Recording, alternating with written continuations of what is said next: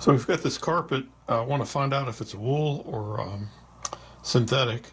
I took a sample of the carpet and that we have in our home. We really like it. It's a Berber carpet, and we've had it in here for about 30 years, and it's held up very well. And we're thinking about buying a replacement carpet.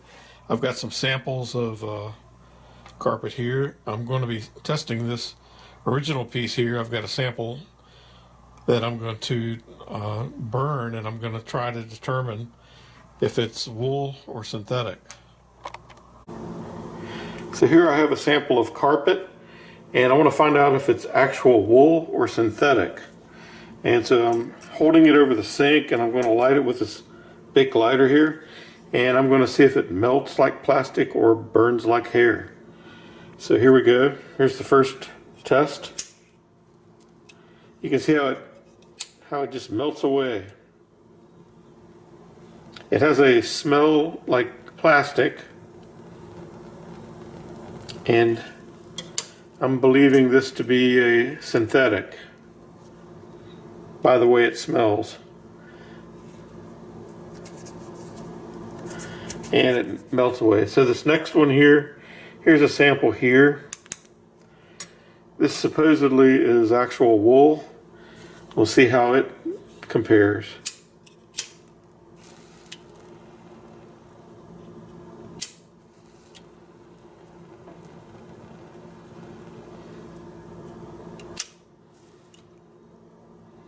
It definitely has a stink like burning hair. And it burns a little slower. So that's how you can tell if you've got wool or some sort of synthetic blend, is take a piece and burn it and see if it smells like hair or if it smells like plastic. Also, if it is actual wool, what burns, it will actually crumble in your hands like that, and it won't melt together. It'll leave like a crumbled ash.